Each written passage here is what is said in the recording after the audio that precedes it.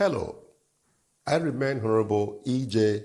Agmoanyima, Federal Commissioner, Code of Conduct Bureau. I'm here to bring to the public the aims and objectives of the Code of Conduct Bureau, CCB. The aims and objectives of the business of Code of Conduct Bureau shall be to establish and maintain a high standard of morality in the conduct of government business, and to ensure that the action and behavior of public officers conform to the highest standard of public morality and accountability. And the function of the Code of Conduct Bureau, CCB. First of all, the function of the Code of Conduct Bureau shall be to receive asset declaration by public officer in accordance with the provision of this Act, and to examine the asset declaration and ensure that they comply with the requirement of this Act and of any law for the time being in force, and to take and retain custody of such asset declarations and receive complaints from the public about no compliance with or breach of this Act, and where the Bureau consider it necessary to do so, refer such complaints to the Code of Conduct Tribunal, CCT. Furthermore, we do have conflict of interest with duty by public officer. Let me also let the public know that a public officer shall not put himself in a position where his personal interests conflict with his duties and responsibilities. And again, prohibition of foreign accounts by any public officer specified in the second schedule to this Act shall not maintain or operate a bank account in any country outside Nigeria. These are some of the mandates of the Code of Conduct Bureau, CCB. And it is right for you to know, to understand what the Code of Conduct Bureau stands for. Because ignorance is not admissible in law. I don't know. I didn't remember. Well, it is for you to know that failure to declare your asset is a crime. And it is enshrined in the Constitution of the Federal Republic of Nigeria, so that we, Nigerians, especially public officers, should abide and obey the rule of law.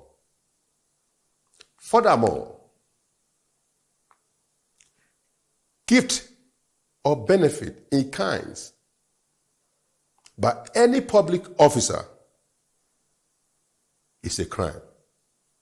A public officer shall not ask for or accept any property or benefit of any kind for himself or any other person on account of anything done or omitted or to be done by him in the discharge of his duties. Let me also bring to the public that bribery of public officer is also a crime. No person shall offer a public officer any property, gift, or benefit of any kind as an inducement or bribe for the granting of any favor or the discharge in his favor of the public officer's duties. This is another serious one that the public must be aware about, especially public officers. Abuse of power. Abuse of power is rampant, and a lot of public officers do not know when they engage in abuse of power.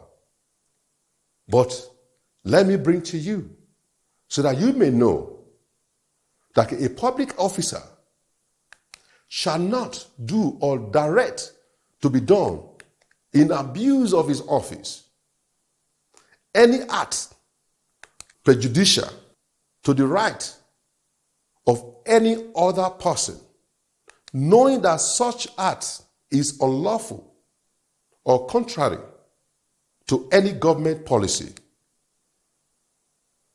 Abuse of power is a serious crime. Very, very serious. Let me also bring to you, especially you, the public officer, that a public officer shall not engage his or herself being a member of any society.